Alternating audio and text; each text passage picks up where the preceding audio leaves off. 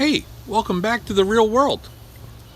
Let's talk about something that a lot of people, just they don't mention it or they talk about in their own deer hunting. Well, I only shoot 4 year and old deer and older. I only shoot 140-inch deer and older. The concept that I use is I hunt on a sliding scale. What's a sliding scale? Well, basically, if I'm out hunting and it's a buck only season and I want to take a deer, I shoot what I think is, I hunt for what's attainable. Why would I ever sit out there and wait for a 180-inch deer if an 80-inch deer is the biggest one I'm going to see? To me, it makes no sense. Yes, I like being in the woods. Yes, I like seeing deer. Yes, I even like seeing squirrels from time to time. It's all cool. But if I want to take a deer, I have to hunt what's there. The same thing goes for some of the state parks that I hunt when I'm over in New Jersey. These are deer depredation hunts. They want you to shoot deer.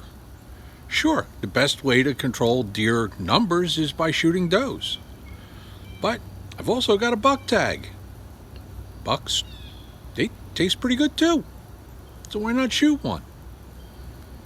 Now in these situations, I'm probably not going to see much bigger than, in a lot of cases, a 2.5-year-old 8-pointer. If I want to use my buck tag, that's what I'm going to have to shoot on a sliding scale.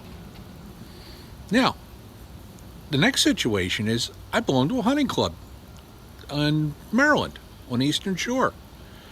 That club says that deer needs to be 4.5 years old or older to take, regardless of the size of the antlers.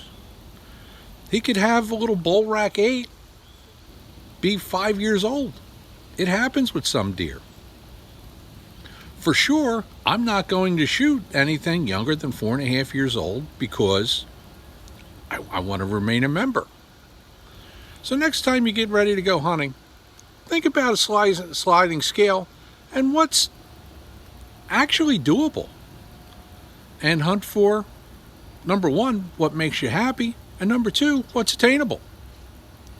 Hey, till next time, I'm Steve.